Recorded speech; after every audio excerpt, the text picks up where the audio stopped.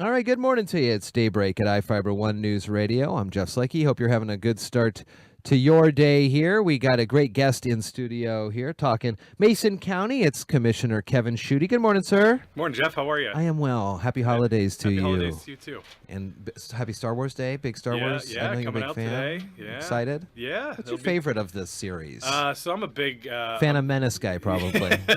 No, not quite. No, I got to go back to the originals. I think Empire Strikes Back is probably my favorite. I hear that this new one is on par with Empire. Yeah. Very exciting. Yeah. All right, let's move to the county and the county conversations. I was happy to have Commissioner Terry Drexler on Tuesday. We were talking about some things before the annual, the weekly county meeting. And so we kind of just were looking back on the year, tough year for the county and tough decisions that you and the commission had to make.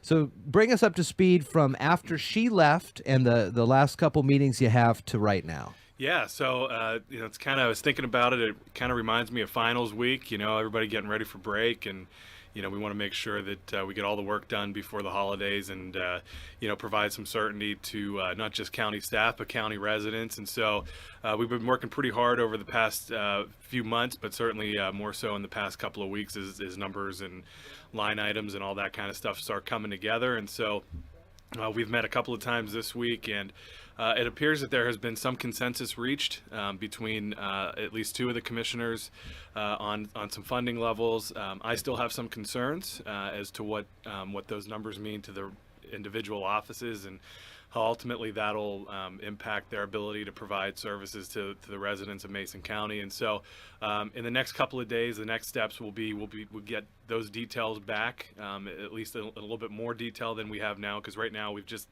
taken a look at the kind of the top budget number, and say, okay, this office gets X amount of dollars, and then it goes back to those offices to say, okay, this is how many staff members we're going to have within that number. These are the operations side of the budget, supplies, all that kind of stuff. And so they're taking a look at what has come forward, putting those together, and then those will come back to us before a vote on Tuesday. And so I'm going to be taking a look at that, and frankly, Jeff, it just has to come down to how does this go up against my priorities for the county. And so certainly think that the primary duty of local government is public safety and criminal justice.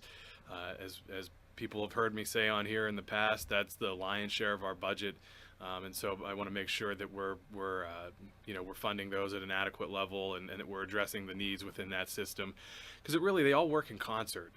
If you throw one particular office too far out of balance on the criminal justice side, then it has a trickle down effect on the other offices. And so I want to make sure that we're taking care of those. And then also on the general government side, we have some pretty significant mandates, in particular in the auditor's office. I'm sure you've been talking with folks coming in talking about the changeover to the city council, and all those elections are run through the county auditor's office, and I know the city has been working very hard with Karen Herr, our auditor. But I want to make sure that we have appropriate funding and staffing levels in those offices to make sure that, we're running, secure and elections that people can be confident in the results and things of that nature. So just going to be coming back down and looking at where these numbers match up with my priorities and where I think the county needs to head. One of the things that Commissioner Drexler brought up is that there was three different ideas on how the budget could be put forth, and that you all were kind of looking at that differently. How did that work out? Yeah, so it's difficult. We don't budget in a vacuum. All of our meetings are open to the public. All of our conversations are held, in the commission chamber with, the public has an opportunity to be there. Certainly the department heads and other electeds are there. And it was clear that we weren't able to meet, with a consensus with the numbers that were being presented by staff. And so the idea came forward, and I said, let's all just bring forward a proposal based on what we think, we should be funding these offices at, and how we intend to do it. A couple of weeks ago, we took a vote on the commission to certify levies, and part of that is the 1% cap that the legislature and voters have imposed on counties. And then part of that, though, was a levy shift where we would use dollars from the roads levy that were not being budgeted for, that were not being used, bring those over to the current expense general fund side to stabilize things for the year. I had supported that initially with another commissioner voted for it, so we had 2 votes, and that went through. As conversations on the budget continued, support for that went away from another commissioner, and so we had to kind of come back to square one. And so when you're back at square one, I think, the thought there was, okay, then let's all put together, our own proposals, bring them forward, and see if we can find some consensus amongst those proposals. And so really, I think it led to a more productive conversation. We all got to see where our priorities were within the government, and then how we would go about funding those. So, I think it was an important exercise for us. And, will that continue to be the norm in how we budget? I mean, I can't say that right now, but I think it was certainly a positive step for the county. It has been a tough year with a lot of tough decisions. How are we going to be able to move forward from this? I mentioned to Commissioner Drexler on Tuesday.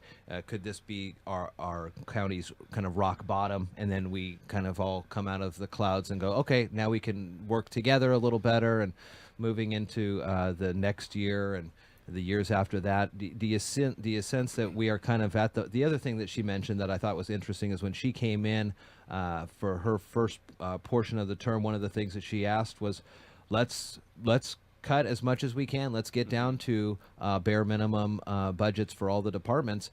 So as you move forward, it's harder and harder to find cuttable things. So where are we at? What are some safeguards that maybe you guys are thinking of, or just ways that we can get out of this quicker, easier, come up with a better consensus on the budget, things like that? Well, I think, Jeff, if you would have asked somebody, back in 08, 09, 2010, in that range, had we hit rock bottom, they would have said, yeah, absolutely. There's no way it could get worse. Right. Here we were in 2017 with a very similar situation, but not because of economic realities outside of our control, but because of past budgeting practices. And so I think we have to get better, and I think in a lot of ways this has to be some kind of a rock bottom. I mean, I'm not going to say that this is the absolute worst, because there's a lot of things that can happen that are outside of our control. But I think certainly when we look at what we can control, this should be rock bottom for us. This summer should have been a major wake-up call and a shock to the system, and I think it was. One of the things that I brought forward as part of this budget conversation that's not tied directly to the budget, but certainly has implications for future budgets, is let's bring in a citizens budget sustainability committee. Let's engage the community more than we have in the past. Let's let them come in and take a look at the budget and say, here are some areas where, you might not have, realized you can have some savings. Or conversely, here are some areas where, we think you should be addressing the revenue side of the budget. And, and really bring people in and have an educational process where they can take a look at the budget and see where the money goes, where their tax dollars are being spent, and how. And I think that'll be a positive step forward for the county.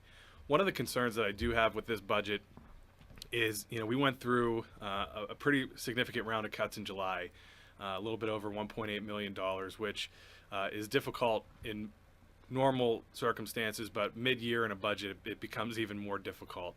And so, my concern was, let's find a way to maybe stabilize things for 2018, bring that citizens committee into the room, let's get them working. And then let's take another look at what we should be doing for the 2019 budget. As it is now, we're going to be making some pretty significant cuts, even again for 2018.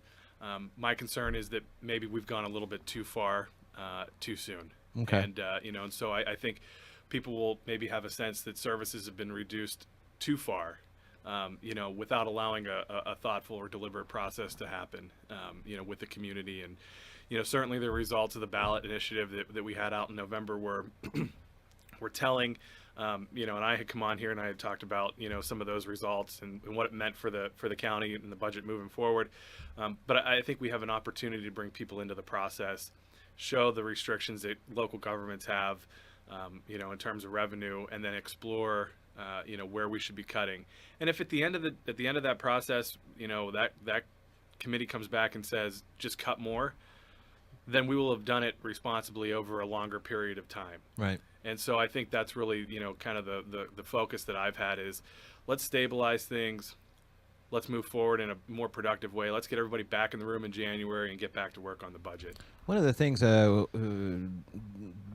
Eckenrode was on yesterday, and she brought up something that I'd heard in the community as well as a kind of a question as to what the county could be looking at, and one of the topics is the timber and the timber taxes, and how much of Mason County is designated timber areas. And I know that there is the long-standing centuries tradition of timber here in the county, but and maybe the county doesn't really have a lot of say into this, but are there some options available for maybe more timber sales, changing some designations of timber areas to help the folks who pay the property taxes in the county kind of get some money from the timber areas? Yeah, I think one of the things that we'll be looking at in 2018 is changing up the taxing on timberlands and people that are into get different assessments for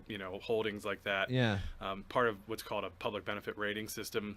Other counties have done this with authorization from the legislature, and so we're going to be convening the Planning Commission to take a look at some of those items. The concern that we have when we introduce timber revenue is you cut down trees once and then it takes 30 years until that money comes back, until you have that opportunity. And so for all intents and purposes, that's a one-time revenue. That's great when you're looking at capital costs, or you're looking at one-time expenditures and things like that. But that's really not a sustainable model for us. And so what we really need to do is drill down and look at what revenue we have that's sustainable. And we'll always have some money that comes in from DNR, Department of Natural Resources on the state level. We have a historic baseline for that, and we've incorporated some of that into this year's budget as well. And I think budgeting fairly conservatively for that is an appropriate way to move forward. Tuesday is the 19th. Is that the day? You guys going to sign the budget? So Tuesday we'll vote on the budget again. As I said, in the next couple of days, I'll be taking a look at the details, making sure they line up with my priorities. And Jeff, I just want to share maybe a quick anecdote if you have a minute. Yeah. So, I went out on a ride along with a sheriff's deputy over Labor Day weekend. I try to get out at least quarterly with the sheriff's office or Public Works, and just kind of gives me a better feel for what the day-to-day work our county employees are doing. And it was Labor Day weekend, so obviously a busy weekend in the county, a lot of people, a lot of activity. I got in the car with him mid-shift and went to a call out in the Tahuya area. It was an individual who was having a mental health issue. Right. Wasn't the first time this deputy dealt with that person that day. Right. So this was a return to that address. We get there with the other deputy that was on, and they go in and they contact the individual. I'm safe in the I'm safe in the car. Well, this individual was in having a meltdown of sorts and ended up pulling a firearm on the two deputies. And so they calmly get on the radio, ask for backup. That backup said 30 minutes away. And so you have two deputies who were fairly new to the department trying to de-escalate this situation with limited backup and limited resources. And at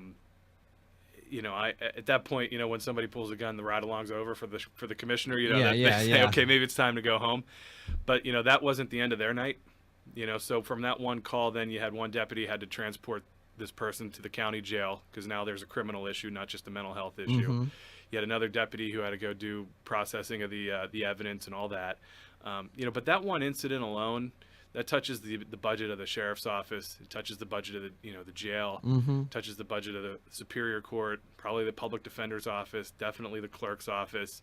And so you see, when you have one issue happen in the community, it has a tremendous ripple effect. Yeah. And we have to be aware of all of those pressures that are on our system that are beyond our control, and we have to do our best to budget in order to meet those issues. And so, as I look at this budget, I'm going to be trying to make sure that we're taking care of those situations. And I think if this budget, in my opinion, doesn't help protect the most vulnerable people in our community, then I'm probably going to be a no vote. And I think we have to have a longer conversation about where we're headed and how we provide for those those areas in our budget. Well, we look forward to finding out what happens on Tuesday, and these meetings at Tuesday are 9 o'clock. 9 a.m. Commission chambers, feel free, folks, to come and see the process as it involves you, obviously very close with being citizens of Mason County. Commissioner Shutty, thanks for coming on. Absolutely, Jeff. Good to see you. You too. Merry Christmas. Merry Christmas. And Take Happy care. New Year if I don't see you.